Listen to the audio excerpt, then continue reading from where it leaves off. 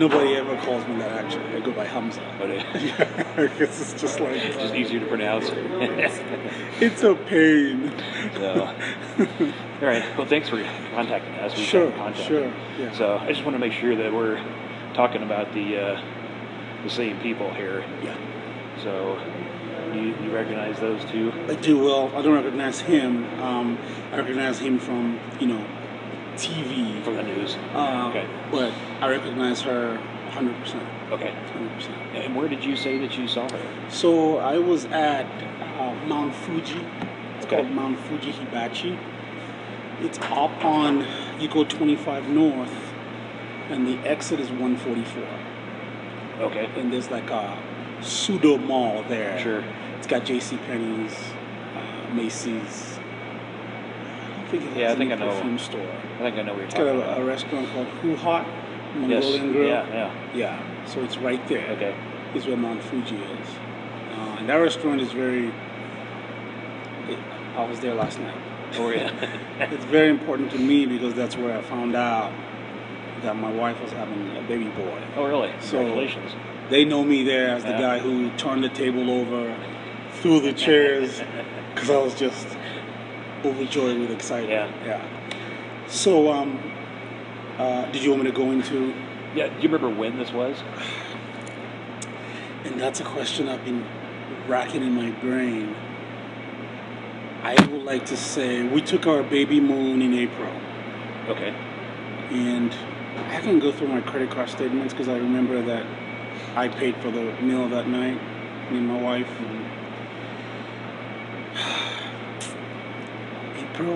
April, Okay. I want to say. Okay. I could be totally off the mark. No, that's fine. It could be March, it could be May. Sure. I don't think it's May though. Okay. So probably It's March April or April. or earlier, yeah. Okay. And that was this year. It was definitely this year. Okay. You remember what day of the week it was by chance? It was a weekend. It was Okay. either Like Friday, Saturday, Friday Saturday, night. Sunday? I think Friday night? it was a Friday or Saturday night. Okay. All right.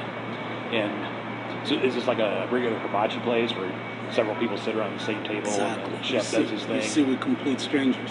Okay. The chef does the whole magic thing. Sure, yeah. Yeah. Flips the shrimp and all that good That's stuff. right. That's right. Yeah. That's what it was. All right. We so were- go ahead. was she sitting at the table with you guys? Yeah, we were sitting. So when you walk into Mount Fuji, no matter what direction you're coming from, the restaurant will face you this way. Okay. Doesn't matter where you're coming from. You got to walk in like this. Straight in. Okay. So when you walk in, to the left side is the bar. Okay. To the right side is the hibachi.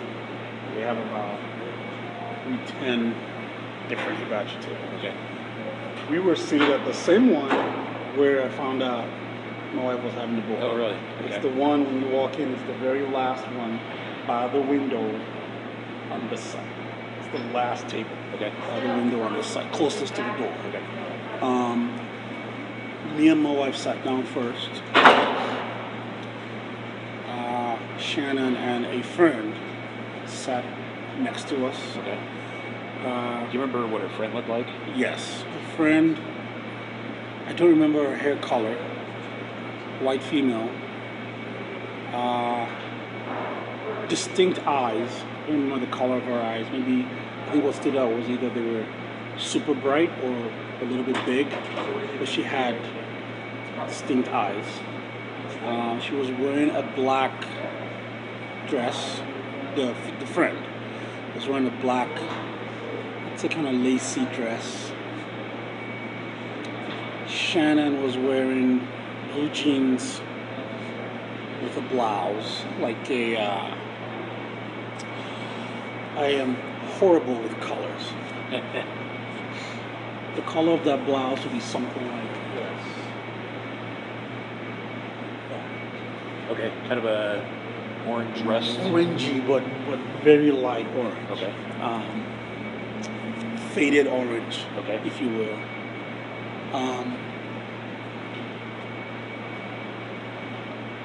They came in next.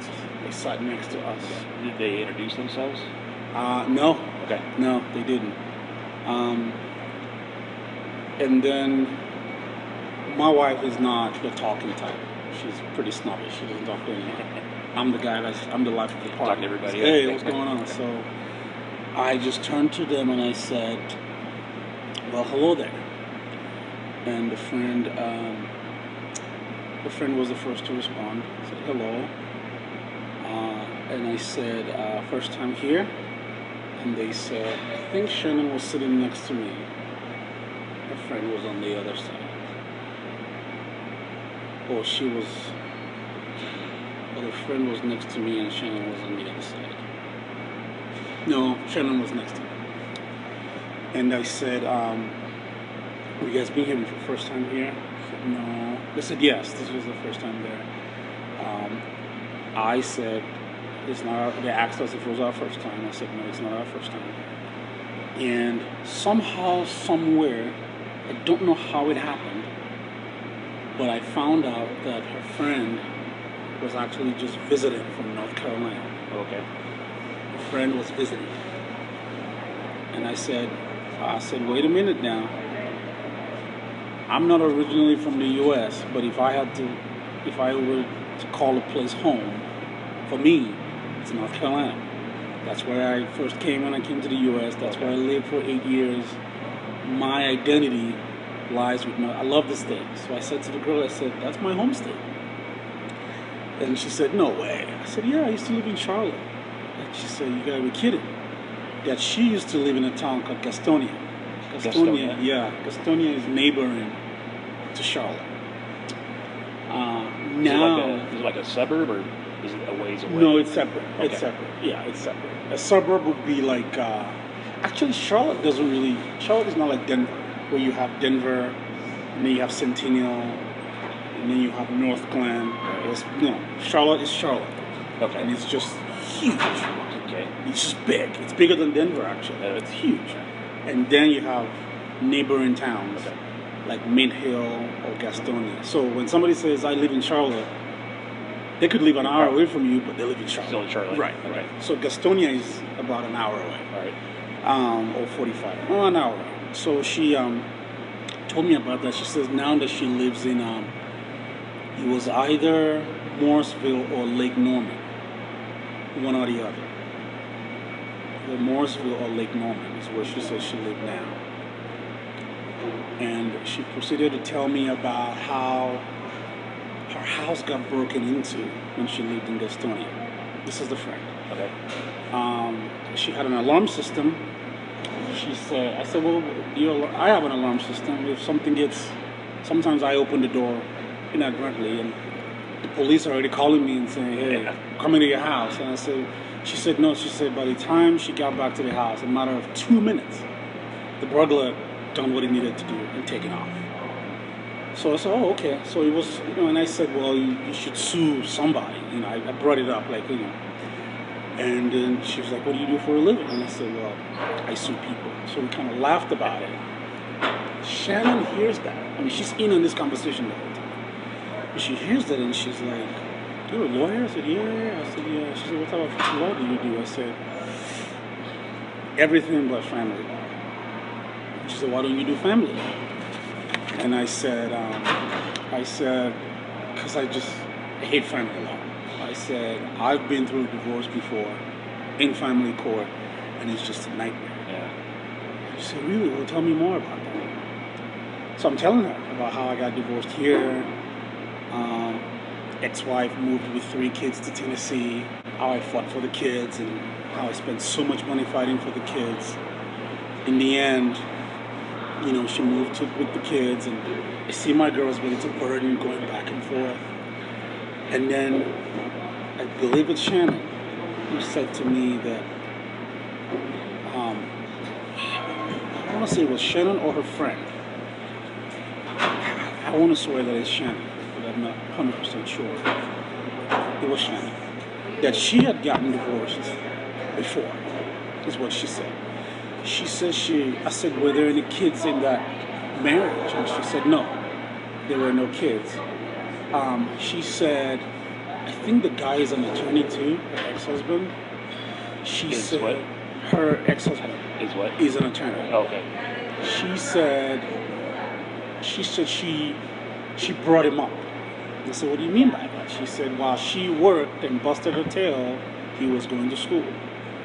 And then I said, so what happened with the divorce? She said, well, the lawyer in the divorce, in her view, in Shannon's view, made out with so much money. And I said, well, that's kind of how it works. I mean, nobody wins. The lawyers are the ones that are going to get paid.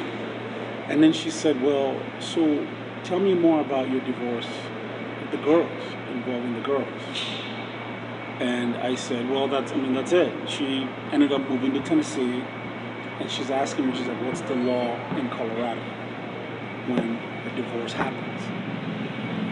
And I said, well, in Colorado we have something called it's called the spammer doctrine. And I told her about it. The spammer doctrine it says a judge cannot tell you or the woman to stay in Colorado. The judge has no power to tell you where to live. What the judge can do, though, is say, you get to keep the kids, or you get to keep the kids. But the judge cannot say, you have to stay here. We're going to give you custody of the kids, but then you have to stay here. So she says, so let's, for example, if somebody gets divorced, they can move away with the kids. I said, well, that's exactly what happened to me. I said, do you have kids? She said, yes, 2 girls. I said, okay, how old are they? She told me their ages. I think she said it was, I don't remember. Maybe one was close to 5. I don't remember. Or 2? I don't know. But it was 2 girls. And I said, are you thinking about a divorce? I mean, is that why you're asking me this? And her friend kind of smiled. Shannon smiled. But I did not get an answer to that question. Have a good weekend. And so I kind of let that kind of die away. We ate our food. We finished eating. We were the last, I remember this very well, we were the last set of customers. Oh, I forgot to tell you, sorry. Another party joined us at that table. A man and a woman. But the woman was older than the man, and when I asked what the relationship was, it was mother and son. Mother was visiting from Minnesota, where son used to live with mother. And son lives here now. Mother was visiting from Minnesota, and we're talking about how cold Minnesota can be. Yeah. So I remember this very distinctly.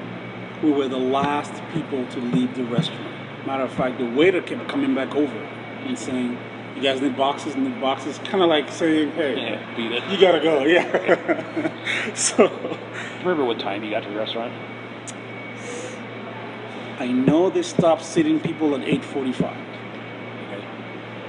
We had to have gotten there about 8:30. Okay. They closed at 9:30, I think, on the weekends. And the guy was chasing us out at like 10 minutes to 10, like 9:50. They were still there. Okay. So when we got up, Shannon came to me again. My wife is talking to the mother and son from Minnesota and Shannon's friend. She comes to me again and says, is that really the law in Colorado, that it's possible that the court can give the child to the man? And I said, yeah. I said, what screwed me over was that I'm an attorney. Attorneys work long hours. Judges know that. A reasonable judge is not going to say, I'm going to take the kids from a woman that doesn't have a job, that's home full time, and give it to the guy, no matter how well-meaning that guy is.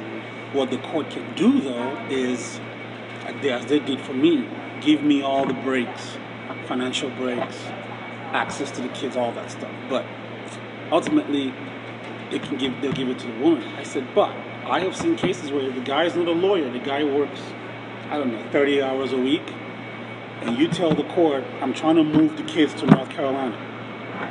The court could tell you, look, North Carolina is so far that it could destroy the relationship between father and children. You can go if you want. Kids go to daddy. They stay here.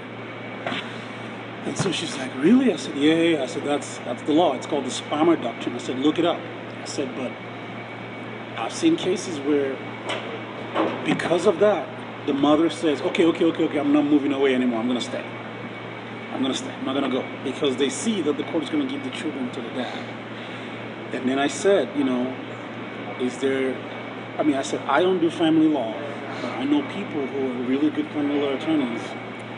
If you need one, just let me know, And she asked for my information. I didn't have a card at the time, so I just gave her my cell phone number. I said, if you ever need anything, give me a call. She also asked me.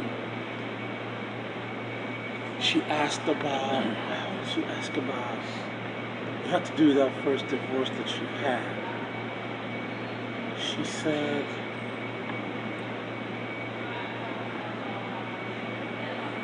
I don't remember. It had to do with that first divorce, though. Okay.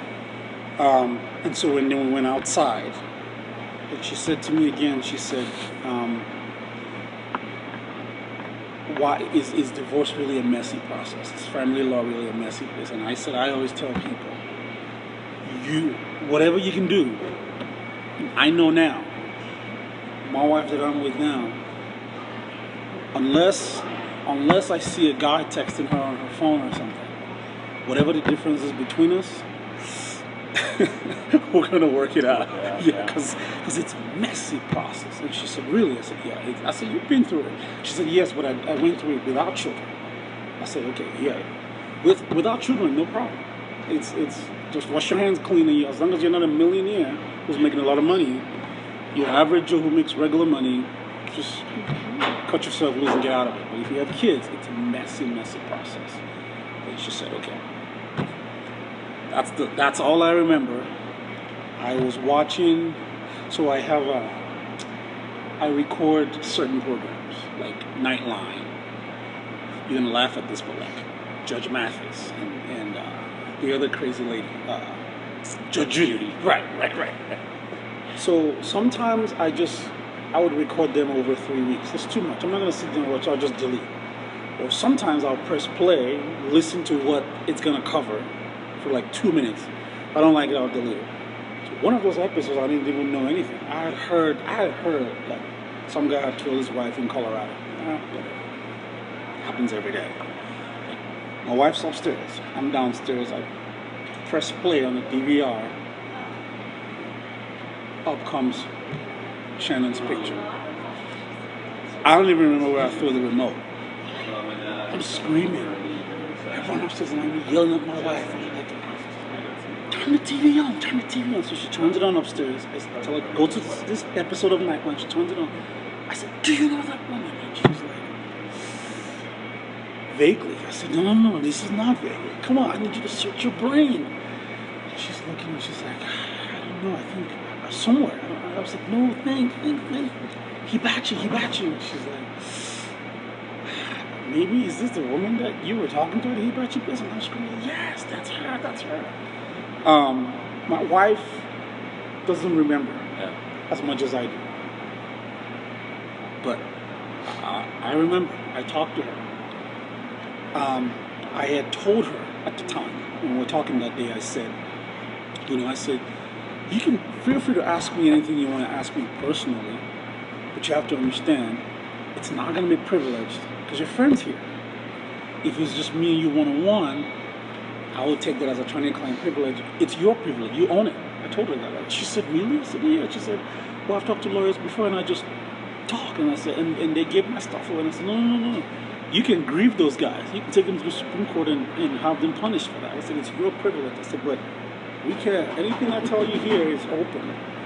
And she said, well, this is one of my best friends ever, so you can feel free to say whatever you say. So that's why I'm able to talk about it.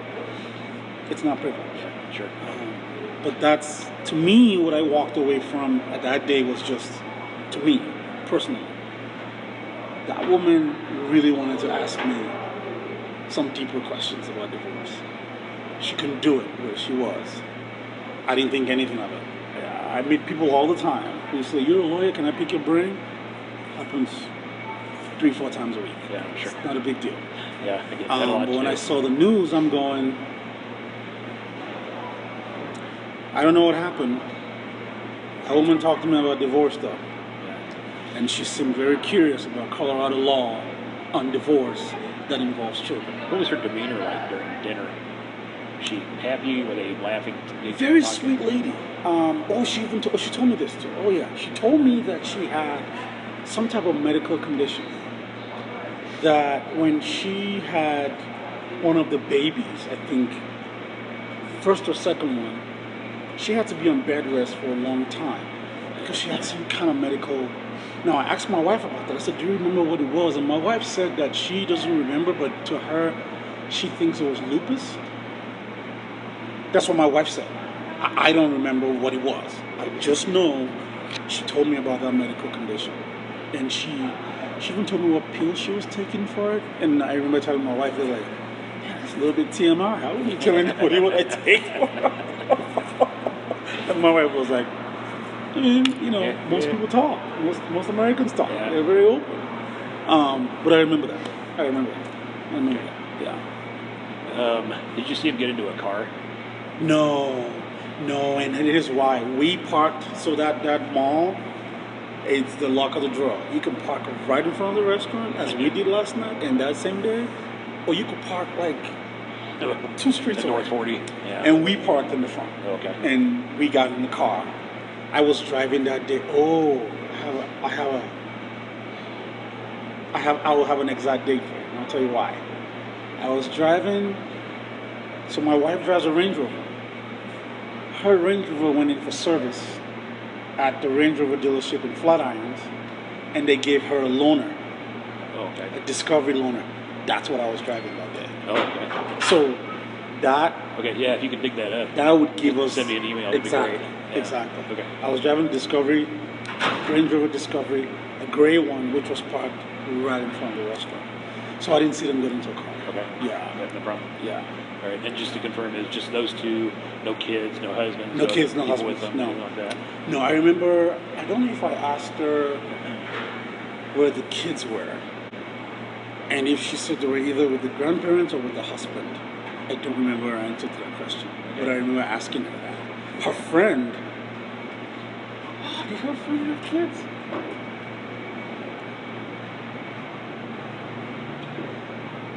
I don't think her friend had kids. And I remember Shannon saying, I asked if they were going to have more kids. And I think she said, I hope I'm not getting confused. Her friend may have said this or she may have said it. Somebody had said that the husband wanted a boy. And so she can't guarantee that they won't have another one. But I couldn't tell you if it was Shannon that said that or her friend said that. But I could swear her friend said she had no kids. Okay. So that had to have come from Shannon. But I remember because I told her, I said, well, if you went through such a pain for one of those pregnancies, why would you have another one? She said, yeah, I think he wants a boy though. So we might have that number 3. It's Shannon. Okay. I think it's Shannon. Yeah, but I don't remember which child put her on significant bed rest, if it was the first or second one. Couldn't tell you that. One of them did though. I remember that. Any other medical conditions that she talked about that you remember? No. I still don't remember the exact condition. My wife thinks it was lupus. I don't know. Lupus to me, all I know about lupus is, so I'm from Nigeria. There's a very popular singer, British singer called Seal. He was born and raised in Nigeria. He had lupus. Oh, and he's married to, was married to, maybe he's still married to Heidi Klum. Oh yeah, there you go. I think they're divorced now. I think you're right. Yeah, but that's him. Yeah, okay. That guy that's how I heard about lupus. Yes. I'd never heard the word again until my wife told me about it. And I said to my wife, I remember saying to her, I said, well, lupus to me, with Seal, it scarred his face. And my wife said, it doesn't have to scar your face. It has something to do with you. Yeah, I think it's an autoimmune. That's what she said. I don't know anything about it either. Exactly. So I said, oh, okay. But she definitely told us about that condition. Yeah. What about alcohol? Did she drink any alcohol, you remember?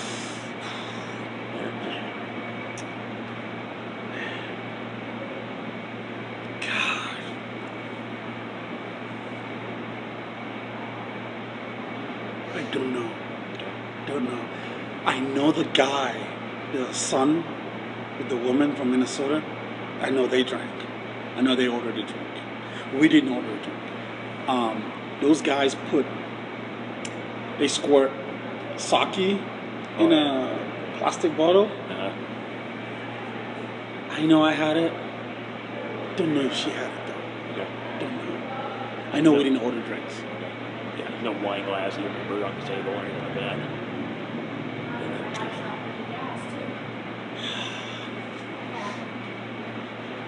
One of them may have ordered a drink. One. A friend, her. I don't think I saw her drinking though. I don't know. Don't know. Yeah. I know I didn't drink that day. I typically don't drink when I go to that place. One, it's expensive. Yeah. And two, you can just get it from the sake that they spray in your mouth. Yeah, that's right. And you can actually ask for more. You can say, hey, try it, do it again. Yeah. So, Fill her up. exactly. So I just remember walking away from that conversation going, that woman wanted to tell me more about it. She wanted to ask me more about divorce. She couldn't do it. For whatever reason. It was late. Obviously, it was on her mind. It was definitely, I as a litigator, I get half of my paycheck comes from being able to read witnesses. I could tell. She had those thoughts. Yeah. Okay. But she didn't explicitly say, I want to get a divorce from my husband. But she was asking me more questions than a normal person would ask just sitting to an attorney at a restaurant. More than just a conversation. Yes, it was. I mean, we were separated at the end when we were standing up. Yeah. When the guy had taken, you put your credit cards into the thing, they went to swipe them. Everybody was standing up. Me and her were separate. One-on-one. My wife, the couple from Minnesota and her friend were talking. Her and I were talking. And then when we went outside, the mother and son from Minnesota had left. It was me, my wife, her and her friend. And my wife was obviously, again, I think she was getting impatient. It was still me and Shannon talking. Yeah. Her friend didn't really say much, other than telling me about how the guy broke into her house in North Carolina. Yeah. I remember that. So when I saw that picture, then I started reading up on the story, and I'm going, all right, I could stay silent. Nobody would know what I know. I could let you guys know what's it gonna hurt. Yeah. Let me just put it out there. Out, and whatever you want to do with it. Whatever help you guys need from me, happy to provide it. So, I appreciate that. Yeah. See if we could track down this other friend in North Carolina. Yep. I remember that very well. I mean, I mean, we were talking about what I call my home state. Sure. Yeah. I worked there. We talked about when I drove for the county. I drove a truck for the county for 7 years. And yeah, we talked about the roads. How'd you go from truck driver to attorney? I went to school while I was doing the truck driving. I'd do that in the mornings, and then in the evenings I'd go to school at University of North Carolina. So I graduated in 2007, and then went to law school in St. Louis, at Washington University in St. Louis. The lucky thing for me was when I was going to undergrad, the county, so long as you had a C or better, and you turn in your transcript, you'll pay your tuition. Yeah. That's got a nice benefit. Exactly. So that paved the way through college. Yeah. Law school was a combination of scholarship and loans, and then that's pretty much it. Yeah. How'd you end up out here? I worked in New York for 1 year with a law firm out there, and then I heard from the grapevine that they're gonna gut my class. There were 75 of us they hired in 1 month. Wow. And they're like, hey, they thought the money was gonna be there. They're gonna cut this class in half, and you might be on the chopping block. So I started looking for jobs anywhere I could find it. I mean, I didn't care where it was. Alaska, didn't care. And a firm in Denver here called me. Within the time that guy gave me that information, and when I started working in Denver, 3 weeks. Wow, that's fast. I was out. Because he said, I think you're going to be on the chopping block. So I took off. How long have you been here? Since 2011. Since November 2011. Yeah. So I've bounced around a bit, but I've been here now. So I finally opened up my own firm around Yeah, February. noticing that. Yeah, I opened it in February. And what I do now is I have my own practice, and then when a case comes in, I split time with my practice and firm. So like one of the firms I'm working for today is up here on the 4th floor. Oh, okay. It's called Satrian and Biscuit. Next week I might be in Centennial. That's the way I keep the money coming in. Yeah, sure. Yeah. Yeah, I got it. So, Right. yeah. Well, anything else about that interaction that you can think of? Anything we haven't covered that you think we should talk about? She didn't talk about him. Did she ever mention her husband's name at all that you remember? No. Didn't mention him at all.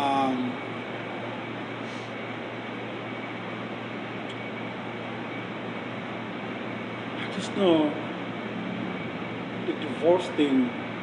I mean, she was so interested in that topic. She was also interested in.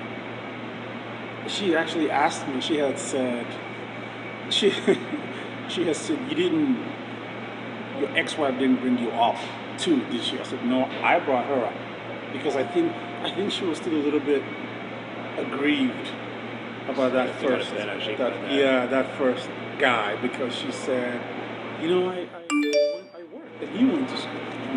He went to school. He worked his way up based on my efforts, and I said, but some people are unappreciative, and now you've got two beautiful kids, and don't worry about it. And she said, yeah, but it crosses my mind, and she's pissed. She was pissed that attorney got a lot of money out of the divorce, and my takeaway was she was aggrieved on two fronts. The guy doing what he did, and then she didn't think she got a fair share of the split.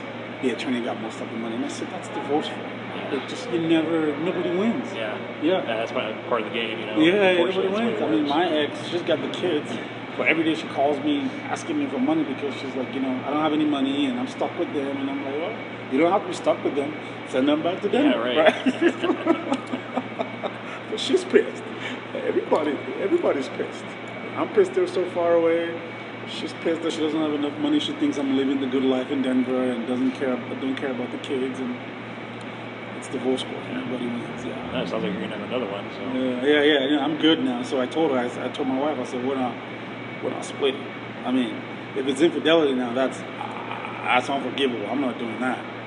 But other than that, we're gonna work this thing out. Yeah. But no, I don't. If I think of something, I'll let you know. Yeah.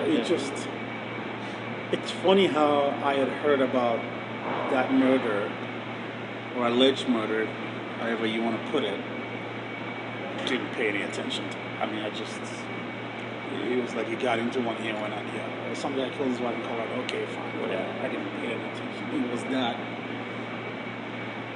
We have the TV downstairs is like 65 inches. I mean, it's huge. And her face. Yeah, it's kind of just right there. Just looking at me. I was screaming. My friend said, wake the baby up. I don't care. You're not going to believe this. Yeah. It was jolting. Yeah. It really was. And it's sad. I walked away from that thinking that, but very lovely woman. Very jovial. She was nice. She was funny. We were laughing. The smile never left her face. I mean, she was just smiling. Nice woman. Did you notice if she was wearing like a patch or anything on her arm? It was definitely a short sleeve. She was absolutely wearing a short sleeve. Collar patch. It may have been one, but I don't recall. See how she's wearing one in that picture? I think I saw that. I think I saw something like that. I think I did. Oh, you know what's funny too about this picture? That's exactly what's funny about it. You see this top? Mm-hmm. You see how it's cut in the shoulder? Yeah. That's exactly how the one she was wearing that night was. Oh, that's Steve's style? That's right. Oh, that's interesting. That's exactly how it was. Different color though. Not black. Okay. It wasn't black. It was not black. I may have seen that, but I can't say with 100% certainty. Yeah. But the style of the blouse is exactly the same. And the blouse had at the end, I don't know how to describe this. You know how at the bottom of women's blouses it will be like elastic? Oh yeah. That will make it like so. Almost like a sack type. Yeah, that'll make it like come up like this. Like, oh yeah. Yeah, that's exactly what Okay, that looked yeah. like. Yeah, for sure. Yeah, her friend was definitely there, visiting from North Carolina, 100%. All right. Yeah, Well, I think if you can find that friend, have you guys ever been? I mean, if you can find that friend, it could really help. Yeah. We'll work on finding out who that is. Yeah, she was visiting from North Carolina. Okay. Yep. Yeah, I'm sure we could probably nail that one down. Yeah. She was here with her, and we left them. We went straight to the car, which was across from the restaurant. Actually, not in front of the restaurant. I don't remember which direction they went. I think they went. So, as I said, the restaurant, no matter where you're coming from, it's facing you like this. Yeah. We went to the car right here. I want to say they went that way. Yeah. Remember if she took any phone calls or texts during the dinner? No. They didn't take any. No. It was, nobody took any calls. No, we were also engrossed. I mean, it was a good group. You don't get that often. No, you don't. Yeah, you get like, you either get people who just don't talk that much, or as a party of two, you get a party of like 10 who came together. Yeah. So you're screwed because they've got their thing going on. So you're just sitting there. That night was a rare one where it was two, and we all sort of were codependent on one another for a good conversation. Yeah. Anything about the conversation that you remember that stood out? No, I just know the couple from Minnesota told me about how the wind blows in Minnesota so strong it moves the buildings there. Right. I remember that. I remember the friend talking about somebody breaking into her house, and how they now live in Lake Norman or Morrisville in Charlotte. I remember Gastonia, and then I remember the divorce conversation. Yeah. All right. So. Well, thanks for taking the time to come down and talk to me about this. Appreciate it. Sure. You're welcome. Yeah, I wanted to be of any help I can be for you guys. Yeah, no, I appreciate So that I'll a lot. get the date for that when we took that Range Rover and got the loaner, because that's what I was driving that day. I'll get the dates and I'll email it to you. Okay. Yeah, I appreciate that. Yeah. All right. Okay. Thanks a lot. All right. Nice to Thank meet you you. so much. Nice to meet you. Absolutely. Thank you.